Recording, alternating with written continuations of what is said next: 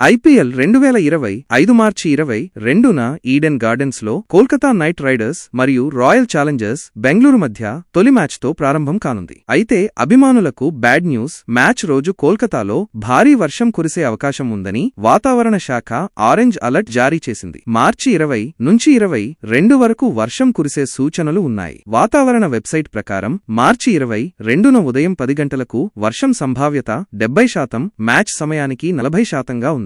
వర్షం కారణంగా మ్యాచ్ రద్దు లేదా ఓవర్లు తగ్గే ప్రమాదం ఉంది. అదే రోజు సాయంత్రం 6 గంటలకు గ్రాండ్ ఓపెనింగ్ వేడుక జరగనుంది. పంజాబీ గాయకుడు కరణ్ ఔజ్లా, బాలీవుడ్ గాయని శ్రేయా ఘోషల్, నటి దిశా పటానీ ప్రదర్శనలు ఇవ్వనున్నారు. కానీ వర్షం పడితే ఈ వేడుక కూడా రద్దయ్యే అవకాశం ఉంది. వర్షం మధ్యాహ్నం కురిస్తే మైదానం సిద్ధం చేయడం సిబ్బందికి సవాలుగా మారనుంది. ఐపీఎల్ 18వ సీజన్లో 13 వేదికల్లో 74 మ్యాచ్లు జరగనున్నాయి. ఫైనల్ కూడా ఈడెన్ గార్డెన్స్లోనే జరుగుతుంది. అభిమానులు ఇప్పుడు వాతావరణం మీద ఆశలు పెట్టుకుని ఎదురుచూస్తున్నారు.